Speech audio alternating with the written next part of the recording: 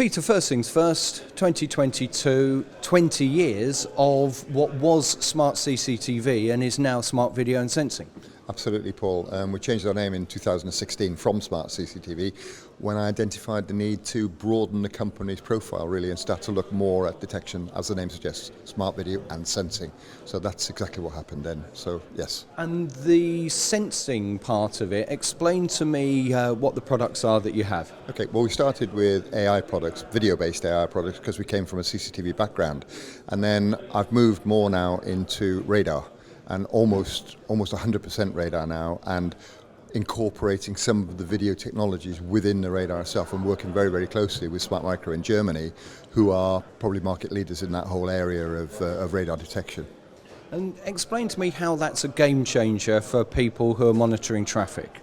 Well, as well as having the radar, as well as the radar doing its primary function, which is replacing loops in the carriageway, it's also collecting an awful lot of data.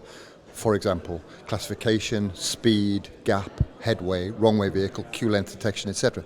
And generally that information was being wasted. So we came up with the idea of developing a product that would capture that data and send it back to the planners, or the back office if you like. And we were fortunate enough to put a proposal through to Innovate UK, and we won a grant during COVID, and we developed our Novus product, which is here on the stand today. And so what does the Novus product do, and what will people use it for? Okay, well, the Novus product itself collects all that data while the radar continues to do what it's there to do, whether mover or scoot applications. In the background, it collects this data. It can either store it locally on its 256 gig drive, or it can send it through to the back office. So, as I said, all of that information, gap, speed, headway, per vehicle data, all of that stuff goes back to our new back office as well, which is called Ipsum Traffic. Or we can interface with other people's back offices.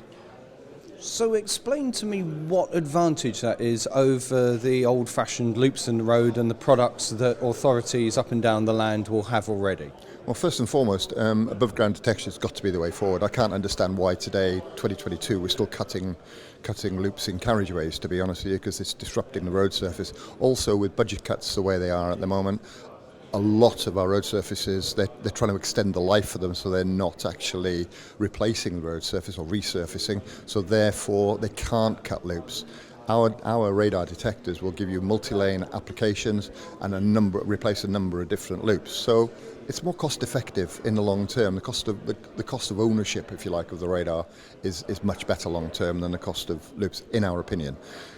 And is it future-proofed? So once you've got the product up there, is there an ability to upgrade firmware and software in order to get more functionality in the future?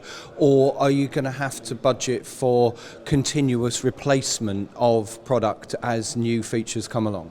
No.